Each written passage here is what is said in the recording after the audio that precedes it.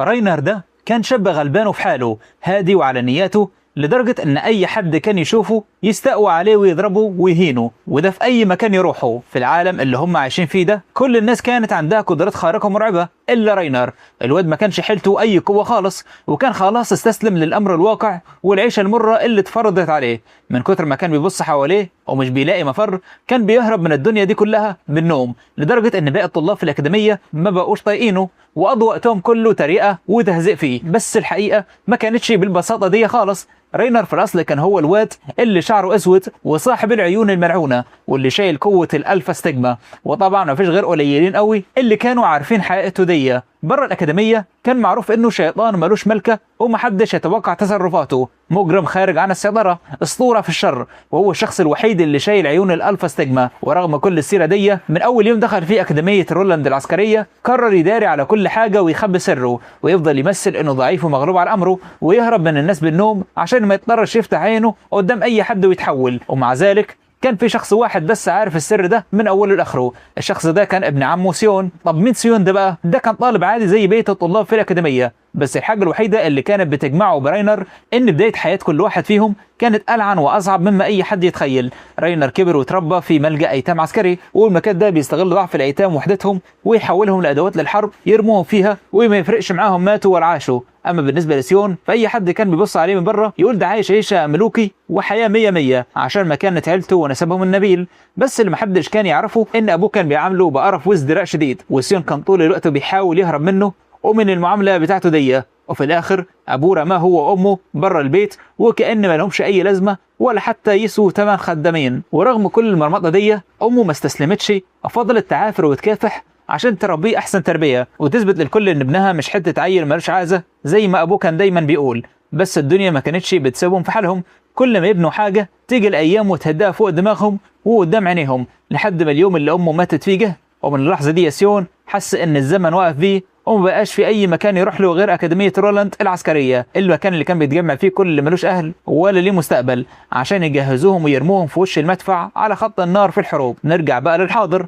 رغم ان راينر كان مكمل فيه تمثيل دور العيل الضعيف اللي ملوش حيله والكل كان خلاص فقد الامل فيه وشايفينه هيبقى عبء عليهم وهيوديهم في داهيه، الا ان سيون ما كانش شايف كده خالص، وبالعكس طلب منهم يسيبوا راينر في حاله ومحدش يضايقه. بعد كده سيون قرب من بنت اسمها كيفير، ودي كانت اقرب واحده لراينر، وقال لها انه عارفها كويس وان اسامي كل الطلاب المتفوقين في الاكاديميه محفوره في ذاكرته. كيفير اتكسفت من كلامه، بس هو وضح لها انه مش قصده يكسفها ولا حاجه، كل الحكايه انه عايزها تنضم للفريق بتاعه، بس هي رفضت وقالت له انها ما تقدرش تعمل كده لان ما فيش اي حد غيرها راضي يقبل راينر في فريقه. وهنا سيون فاجئها وقال لها طب ما انا كمان عايز راينر معانا في الفريق. اما راينر فاول ما سمع الكلام ده رفض الفكره وقال انه مش عايز يدخل نفسه في الحوارات دي ومالوش اي شوق ينضم لاي فريق. بس سيون طنش كلامه خالص وقال له انت خلاص بقيت جزء من خطتي يا صاحبي. راينر صمم على الرفض وساب المكان ومشى، فسيون جرى وراه بسرعه ووشوشه في ودنه من غير ما حد يحس وقال له بصراحه خطتي عمرها ما هتكمل من غير صاحب عيون الالفا ستيجما. في اللحظه دي راينر عرف وفهم ان سره اتكشف وبقى على المكشوف خالص. ومع بدايه التدريب على المحاكاه القتاليه راينر لقى نفسه مجبر يدخل الفريق ويدخل المعمعة مع الباقيين. ومن الناحية التانية سيون ما كانش عنده وقت يضيعه، وفي أول معركة تدريبية للفريق قوتهم الهجومية كانت كافية جدا عشان يكتسحوا ويضمنوا أول مكسب ليهم في مشوارهم. بعد ما المعركة خلصت الكل اتجمع عشان يحتفلوا بأول فوز. أما راينر فكان مزاجه في الأرض ومش طايق نفسه وما كانش طالع له أي متعة من كل اللي بيحصل ده. بعد ما الكل خلص احتفالات سيون خرج وقف في البلكونة، وراينر اللي كان لسه مصمم إن العزلة هي الحل الوحيد ليه راح وقعد جنبه. سيون قال له إنه فاهم كويس قد إيه ماضيه كان صعب ويقرف، وبعدين سأله سؤال مباشر: أنت عمرك ما فكرت تنتقم من الناس اللي وجعوك وسببوا لك كل الألم ده؟ راينر اتفاجئ من السؤال، بس سيون كمل كلامه وأكد له إنه عارف إن كل الناس بتكره راينر لمجرد إنه شايل عيون الألفا ستيجما، مع انه ما اختارش يكون عنده القوه دي وما زنبش في حاجه عشان يملكها. راينر حاول يوقفوا عن الكلام وحذروا انهم يتكلموا في المواضيع دي على المكشوف كده، لان مجرد ان حد يلقط كلمه من كلامهم ده ممكن يودي بيهم هما الاثنين لحبل المشنقه ويتعدموا.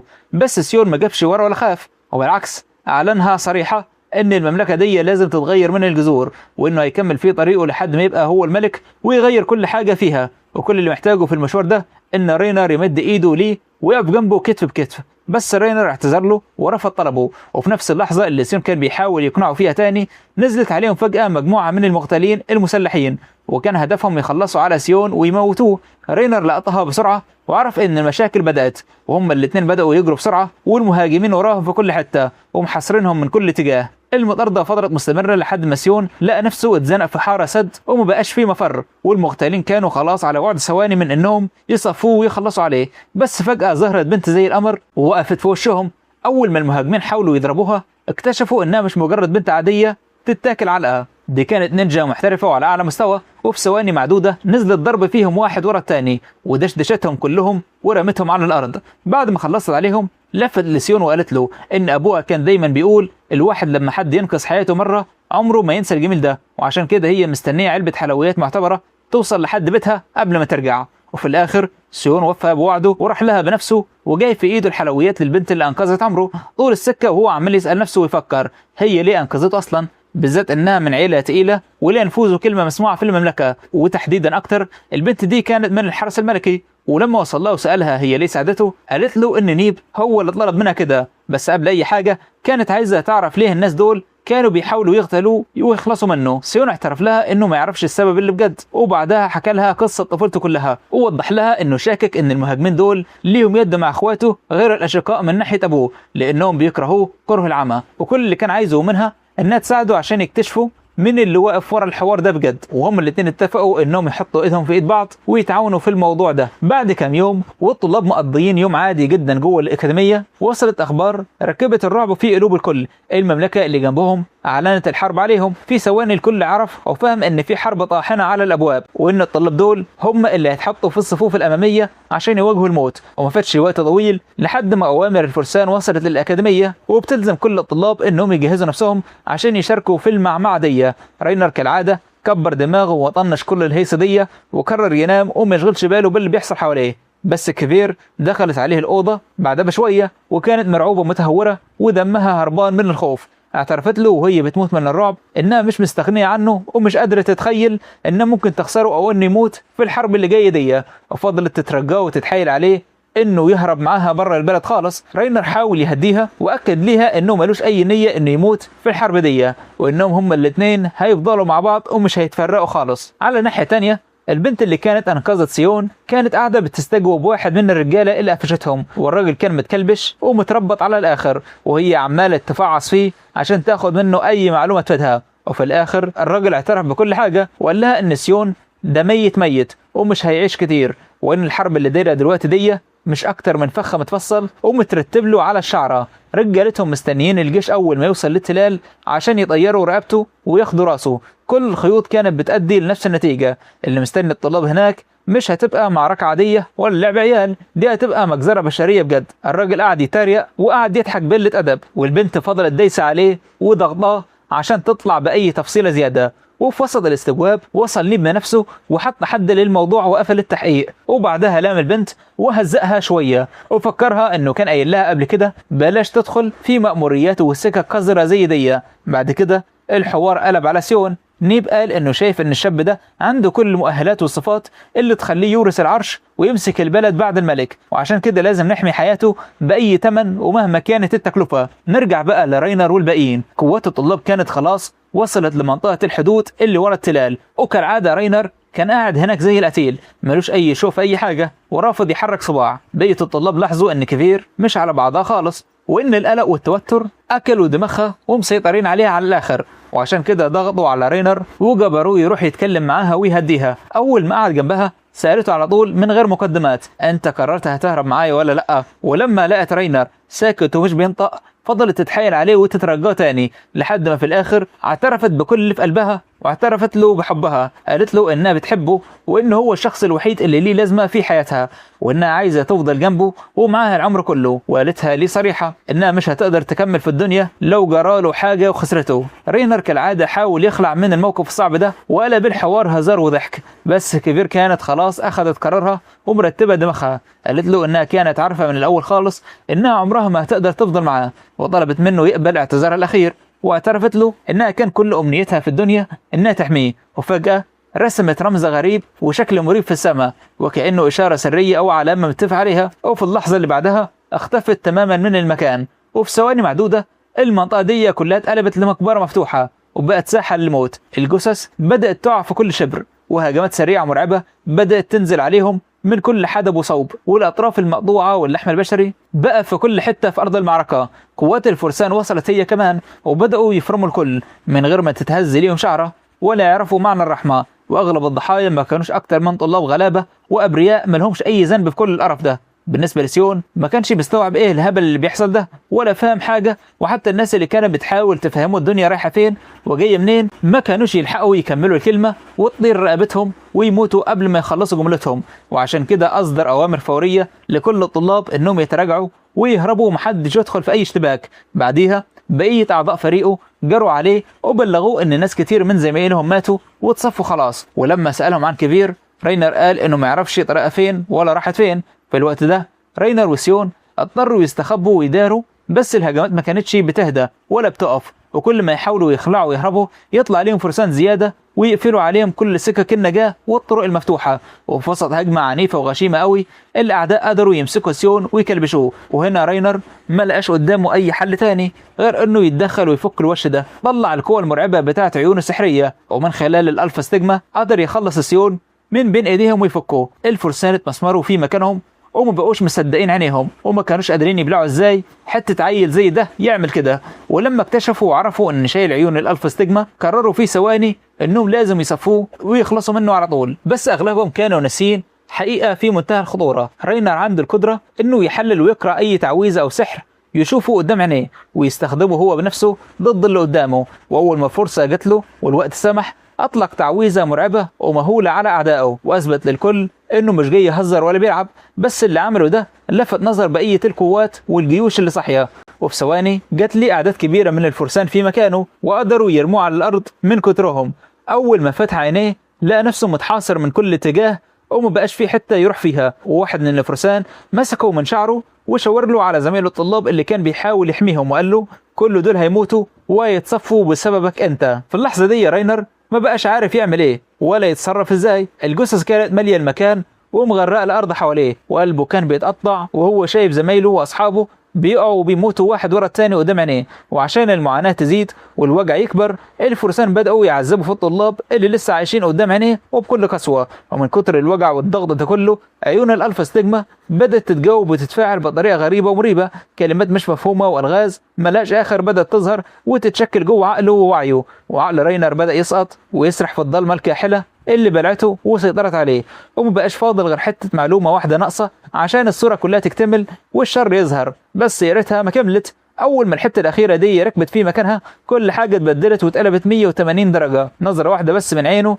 كانت كافيه انها تموت الشخص اللي واقف قدامه وتخليه رماد في ثانيه. الفرسان عقلهم طار واتجننوا من اللي شافوه وما بقوش فاهمين ايه اللعنه اللي بتحصل قدامهم دي، وبناء عليه قرروا انهم يخلصوا عليه فورا وبدون اي تاخير. الكل شن هجوم جماعي ومتزامن عليه، وورا الهجوم ده حصل انفجار مهول ومزلزل خلى اي حد يبص يقول مستحيل بني ادم يخرج من المعمعه دي عايش. بس رينر ما كانش بني ادم عادي. الغل والطلب اللي كانوا قايدين جواه صحوا فيه رغبه مرعبه ومروعه في الاباده والمحو. في اللحظه دي اعلنها حرب على كل فارس شارك في المجزره دي، وفي ثواني معدوده الروس بدات تطير في كل حته، واي حد كان بيفكر بس يقف في طريقه كان بيتفجر من مجرد لمسه. ارض المعركه اتقلبت لبحر من الدم، مجزره شيطانيه بكل ما تحمله الكلمه من معنى. بعد كده رينر فقد السيطره على نفسه تماما وعقله ضار وبدأ يتحرك بالراحة ويقرب أكتر وأكتر من سيون والطلاب اللي فضلت عايشة معاه. ما بقاش شكله بني آدم خالص، بقى شبه آلة إعدام مبرمجة ما فيش فيه قاموسها حاجة اسمها رحمة.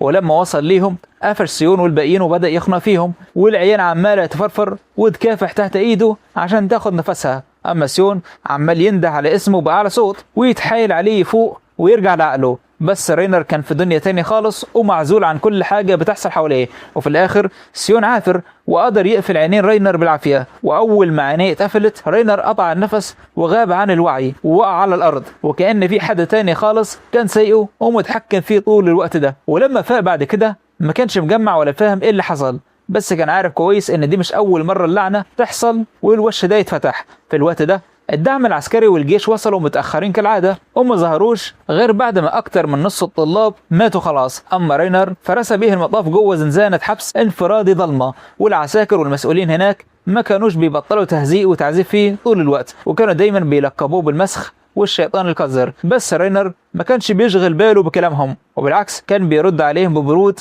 وتريقة بتفرسهم، وده اللي كان بيخليهم يكرهوه أكتر وأكتر مع كل يوم بيعدي، وفي الآخر ما بقوش طايقين وجوده على وش الدنيا، وكانوا عايزين يخلصوا منه نهائيا ويدفنوه. بس رينر قال في وشهم إنه ما فرقش معاه. بعد ما دخل السجن اكتشف إن كفير هي كمان محبوسة في نفس المكان. البنت اتصدمت أول ما شافته وسألته باستغراب: انت ايه اللي جابك هنا؟ رينر رد عليها وقال ببرود: نفس السبب اللي جابك هنا هو اللي جابني انا كمان. في ثواني البنت دمها حمي وتعصبت وقعدت توبخ فيه وتهزقه، بس رينر طلب منها تهدى ووضح لها ان في حاجه مهمه قوي لازم تعرفها. قال لها ان اختها اللي اختفت من سنين دي بنسبه كبيره ماتت وشبعت موت. بس رد فعل كفير كان غريب ومريب. قالت له انها كانت مستنياه يقول حاجه تانية خالص غير الكلام ده، واعترفت له انها عارفه من زمان ان اختها ماتت، بس مش ده الكلام اللي كانت عايزه تسمعه منه خالص. رينر راح قعد على الارض وهو مخه لافف ومش مجمع حاجه، ما كانش فاهم ايه لازمه الحروب دي من اساسه، ولا قادر يبلع اسرار سيون وعزمته انه يفضل مكمل في المعارك دي. وهنا اعترف باللي مستخبي جوه قلبه، وقال بصراحه هو شايف ان الحروب دي هي السبب اللي بيخلي الناس تخسر اللي بتحبهم، وان اي حد بيدخل في السكك دي مش بيطلع غير بالوجع والخساره. ووضح لها كمان انه مختلف تماما عن سيون،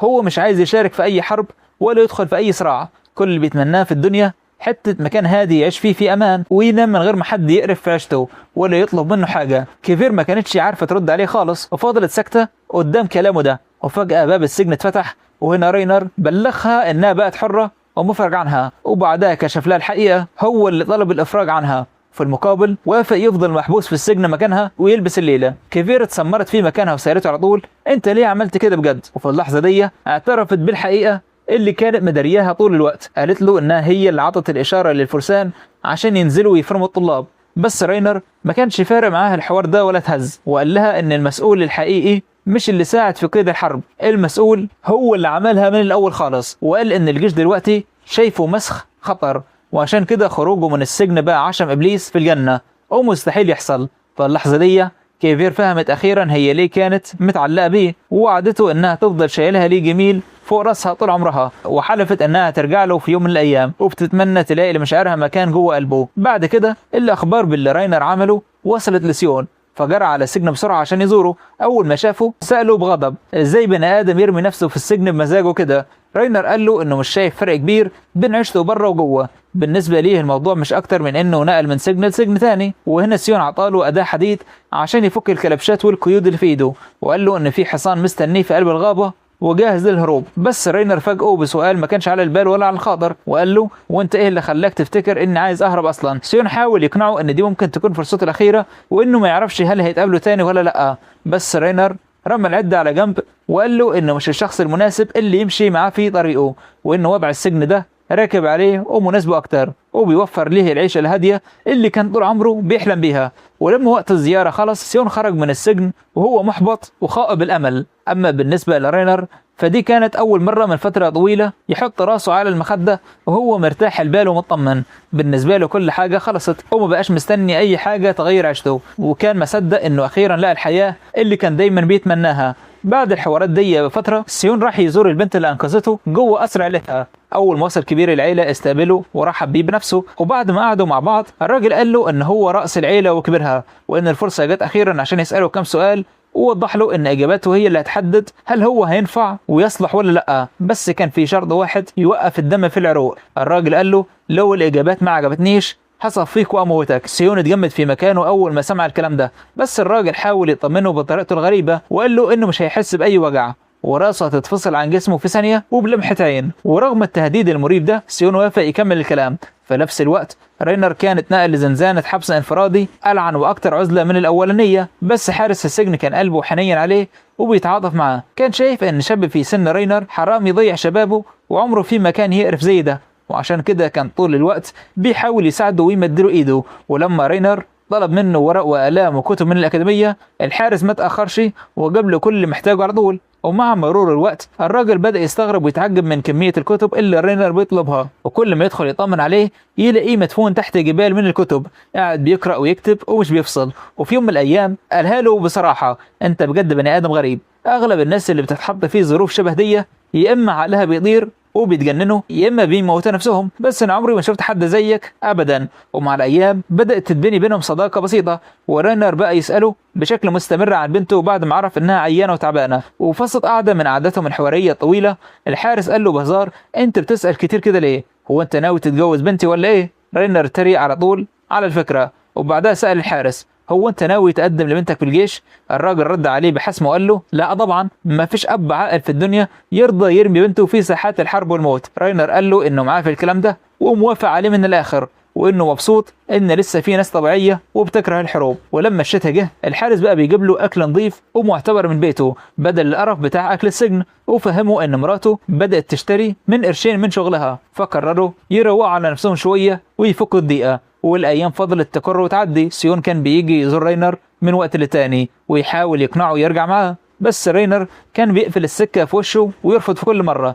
العيشه دي فضلت مستمره لشهور طويله، والشهور قلبت سنين لحد ما عدت سنتين كاملين. وفي يوم من الايام الحارس دخل الزنزانه والهم والحزن مرسومين على وشه ومكشوفين خالص. رينر في الاول ما كانش فاهم في ايه وليه الوش ده، بس الحقيقه ما تاخرتش وبانت على طول. امر اعدامه وطلع خلاص. رينر كان عارف من الاول خالص ان اليوم ده جاي بدري او متاخر، وعرف كمان ان اوراق الابحاث والتقارير اللي قعدت سنتين كاملين هتختفي وتموت معاه للابد. ولما خرجوا بيه بره السجن الحزن كان باين في عيون بنت الحارس ومراته، هما الاثنين كانوا شايفين انه ما يستاهلش ان تكون اخرته كده. اما بالنسبه للحارس نفسه فكان حاسس انه بيسلم حته من عياله مش مجرد مسجون وخلاص. وفي وسط عملية النقل اتسلم لفارسة من فرسان المملكة، وفي نص السكة رينر فجأة اعتذر لها. الفارسة استغربت من كلمته وسألته عن السبب، فرد عليها وقال لها: أنا بعتذر لأني خلاص هخلع وأهرب دلوقتي. وأول ما حركت إيدها عشان تسحب سيفها ادالها هجمة مفاجأة وغادرة،